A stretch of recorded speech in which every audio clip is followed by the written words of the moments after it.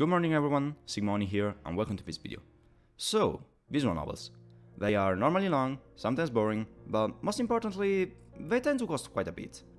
However, if you know the visual novel world, then you know that there is also another tendency in it that, in the recent years, started to become bigger than ever, and that is free visual novels. These are normally short visual novels that are developed either for a game jam or in order to get the name of their creators out there in the industry. They normally tend to offer an experience revolving around a small cast of characters and a simple yet many times enduring plot. Today, I wanted to talk about some of these visual novels that probably wouldn't have had the possibility to obtain a single video about them, while also giving my recommendation about them. The games aren't going to receive a score, but one between three types of judgment: highly recommended, recommended, and not recommended. And I will talk about their endings, considering that most of these are rather short, so I will be effectively spoiling something that is important for these games. Oh, also, if you are interested in any of these visual novels, they are all available on Steam, and you will find a link to their Steam page down in the description. That said, without further ado, let's get started. Palinurus is a kinetic novel developed by Watercress in 2015 for the NaNoWriMo visual novel jam of the same year, and that was published on Steam in 2016. The game is set in space and tells the story of a traveler who needs to go to Alpha Centauri that remains stuck in a space shuttle with its AI, Budapest, and it follows their journey through space as they start to bond with each other and Budapest starts evolving beyond what she was programmed to be. This visual novel was quite a pleasant surprise. The story, while being simple, is enjoyable and the two characters are well developed, especially Budapest who, however, seems from the start less a machine and more a human, so the transformation during the game just seems natural yet given. The interactions between the traveler and Budapest develop themselves with time, just like their relationship, and they are good and appreciable. The art style, while not being extraordinary, is honestly enjoyable for a free visual novel, and the soundtrack, while not containing a lot of songs, adapts itself to the situation quite well. From my point of view, this visual novel was a real pleasant game that kept me entertained for the hour and a half I needed to finish it, and I highly recommend it. The What is About Prelude is a Euro-kinetic visual novel published in 2018 by Studio Lan, and it is the prelude to an unfortunately cancelled game that contains 4 short stories about 4 characters that should have appeared in the finished game. Now, there really is not that much plot in this game, it is more an introduction to what the world of the waters above should have been, with the sky represented as an ocean where nymphs take care of stars for their world life. However, those premises are actually interesting, and that is why I'm sad that the main project was cancelled and why I'm including this visual novel here, because I don't want people to forget about it, at least those that knew about its existence, and to reveal it to those who have never heard of it. Artistically, the game is stunning, with a really cool character design and really enjoyable backgrounds, and in general the game just shows personality, with dialogues being bubbles shown around the screen and not only in the center area. The music tracks are enjoyable and make for a good soundtrack for the whole game. I think I needed around an hour to finish this prequel, and while I want to strongly recommend it, the fact that there is no main game just makes a lot of the interesting stuff that this game has to offer something that we will never have a real explanation of, making me only recommend it to you. Carpe Diem is a short visual novel created by Moonlit Works and published on Steam in 2015, and it is the story of a date between the protagonist and I. Now, this is an example of a bad visual novel. There is literally no story, just a little date with only one choice at the start, and an ending that tries to make the visual novel have a meaning but simply fails at it. The backgrounds are kind of meh, and eye character design is okay. However, she maintains the same pose for the whole visual novel and only her expression changes. Plus, I feel like the English in this visual novel was kind of clunky? But maybe this is just me, I don't know, it just feels weird. The music was okay, not much I can say about it. Overall, this game just lasts for 10 minutes, so from a certain point of view you can't really say much about it, but I don't feel like really recommending it. But considering that it is really short, I suggest you at least give it a shot, maybe you will like it more than it did.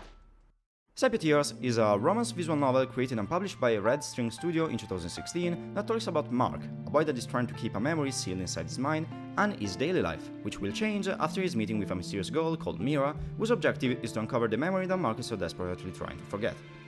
Now, while the story is really simple, it is also really enjoyable and will probably make you finish the whole visual novel in one sitting.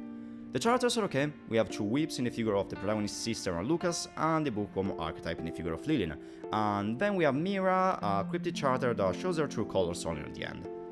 I will make a little exception to the rule stated at the start of this video, and I will tell you that I really enjoyed the ending of this game. It is a good conclusion to the good story that Sepeteers tries to portray it. Still, some of the dialogues feel cryptic and ominous just for the sake of being like that, because what they are trying to convey is something that is really simple, and this applies especially to something that happens around 2:30 in the game. Sepeteers presents various choices and a bad ending that needs a little bit of context, like, really developers, why did you make it? The art style of this game is kind of strange, especially in the backgrounds, which kind of seem normal images passed through the old painting filter in Photoshop. But I really like the character design, even though it isn't clearly that well done, and the CGs are really enjoyable. For what concerns the music department, it's okay, nothing too unforgettable, and I know it sounds like I'm repeating myself, but really, if the music just doesn't leave an impression, then what else can you say about it? Overall, I think this is the best visual novel in this entire video, and I strongly recommend you play it. It has a duration of around 3 hours, and trust me, it's good, like, really good. It's really above the standard of the majority of free visual novels. This is also the visual novel that inspired me to make this video, just so you know. Eternal Hour Golden Hour is a visual novel created by 7 Far Studios and published by Second Project in 2017 on Steam. The game is a prequel to Eternal Hour, a yet-to-be-released game, and showcases true stories that happen before the events of Eternal Hour.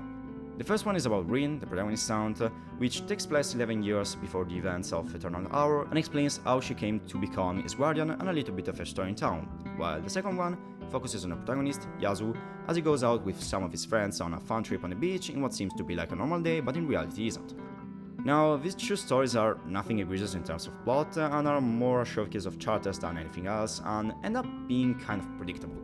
However, they can still be enjoyed even if they are not the best stories out there. The characters are okay. I know that this visual novel was a showcase of characters for the main game, but I think it kind of fails in making the player interesting then, because they really do seem kind of generic, especially in the second story. However, the art style is superb. Just look at this character's design and CGs, they are really well made and catch the eye, which is what effectively made me play this visual novel. The CGs are also animated in live 2D, a thing that the character's models don't have, so that is always a plus. As for the music, again, it's okay, it adapts to the situation and does its job, but nothing else really.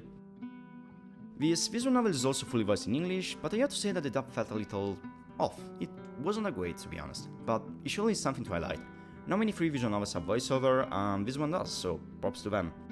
A little note, this game also has a special patch, if you know what I mean, which adds 2 scenes that are enjoyable. Oh, also, there's Yuri. This game is just like the Waters about Prelude, a game I would like to highly recommend, but because its main game hasn't come out yet, I will only recommend to you, hoping that the final project sees the light and brings us answers to what this game showed us.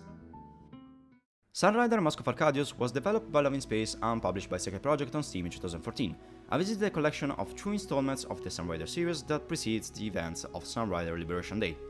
The game follows Captain Kaito Shields in his voyage throughout the universe caused by the destruction of his own planet by Pact, a galactic empire that strives to dominate over the entire universe. In this journey, Shields, aboard of his ship, the Sunrider, will try to find allies for his cause, that is to destroy Pact and bring peace over the universe, and also to get revenge for what they did to his home. Now, the story of this game is really enjoyable, it kind of gives Mass Effect vibes, and that is a good thing. The world building is okay, but some things, especially the final cliffhanger, are left there to be explained in the next game of the series that, at least, this time exist. This visual novel presents also some gameplay, being also a SRPG. The combat system is enjoyable. Every character, which pilots a mecha, that is an important detail to highlight, has a determined amount of points to use for actions in a turn. You spend them by moving or by using actions like attacking or using support abilities. There are various types of weapons you can use, some more effective on some enemies, some on others, and they also have different ranges. The support abilities are also diverse and they help out making the game play interesting. There are also a lot of difficulties between which to choose, some that make the game extremely easy and some that make it become a complete and utter hell. On the Sunrider, it will be possible to have discussion with the characters, access a particular shop, or improve the stats of the various mechas under our possession or of the Sunrider. There are also a lot of choices in this game that can kind of change what happens in the story. The characters are okay, they aren't fully typical archetypes, but they surely resemble them a lot, but they can still be appreciated. They go from the hyperactive girl that resembles a tomboy, to the flirty one, to the strict and model student type one, to the crazy one. Still, their interactions during game are enjoyable. The art style is nothing spectacular. The character design is not amazing, nor are the backgrounds or the mechas and ships design, but they do their job. As for the music, it was meh. I don't think they chose the best music possible for this game. I feel like the tracks are out of place many times during the story. There are also dubbed lines during battles, and they are okay. This game also presents a special patch that, however, just modifies a scene and only adds 1, but it can still be appreciated. This game is long for a free visual novel, lasting more than 11 hours, which can easily be more depending on the difficulty you have set the game to be. I strongly recommend you play this game. It is long, it has a good gameplay, a somewhat interesting story, and it's free, so why not? Sons of Her Love is a romance visual novel created and published by The Sons on Steam in 2017. It is the story of our protagonist, an half-Japanese, half-English guy who goes to the Welsh International School of Japan, meets Ceridwen Earwood, a Welsh girl who is shy and likes literature, and about the development of their friendship and maybe of their love for each other. Now, the story of Sons of Her Love is really good. It is one of my favorite between those that I've shown in this video. It is a simple yet endearing love story that will make you interested in the characters and in the growth of their relationship. Still, be warned that there is a little bit of drama towards the end. The two protagonists of this visual novel are good characters and they are well developed during the story, making the situations they find themselves in almost relatable and real, which, if you don't know, is a rare thing in the visual novel panorama. I really like Carrie's character design, and in general, the art style of this game is good, with some good backgrounds and others that are just okay, and the same can be said for the CGs, which are maybe the weakest point of this game's art style. Under the sound department, I really like the music of this game. I think the various tracks really do fit the situation they're used for, and Carrie has a good dub. I really like the performance of her voice actress. The game also has a free expansion that adds around 30 minutes of extra content that are as good as the original game. This game has a duration of around an hour and a half, which of course can be longer or shorter depending on your reading speed, and I highly recommend you check it out. It is honestly a really good visual novel that made me be really invested in what was happening on screen. A little note before continuing, this is also a game I wanted to make a dedicated video about, but then I decided to include it here. And I'm telling you this just to show you my appreciation for this title. So, these were the visual novels I wanted to talk about today, but before I leave you, I want to make my personal tier list of all the visual novels I talked about in this video, just to give you a little recap on which visual novel I enjoy the most. So, in 7th place we have Carpe Diem, which is the only visual novel I didn't recommend in this video. Then in 6th place we have the water-stable Prelude, just because its main game was cancelled, otherwise it would have been higher. Then in 5th place we have Eternal Hour Golden Hour, beautiful art style, but the rest is far from being on its same level. In 4th place we have Palinurus, a really good visual novel that is in 4th place only because it has some strong contenders for the higher positions. Then in 3rd place we have Sunrider Mask of Arcadius, a good game overall that is really long, has a relatively good gameplay and is a good visual novel. And finally, both tied in 1st position, we have Sons of Her Love and Sepeteers. Those are two visual novels I really enjoy playing and that I highly recommend you play. They are free, they are good, what do you want more? And this marks the conclusion of this video, so if you arrived here, thank you very much for watching it. I hope the visual novels I've talked about here have caught a little bit of your interest, and if you know about some good free visual novels, let me know down in the comments. You will also make a service to everyone here that is interested in the media. If you want to see more, I think that following the Pavlov dog instinct, you will probably already know what I'm going to tell you, so I'm not going to tell it. And yeah, I think I don't have anything else to say, so this was all from SigmaOni, and I will see you guys in my next video.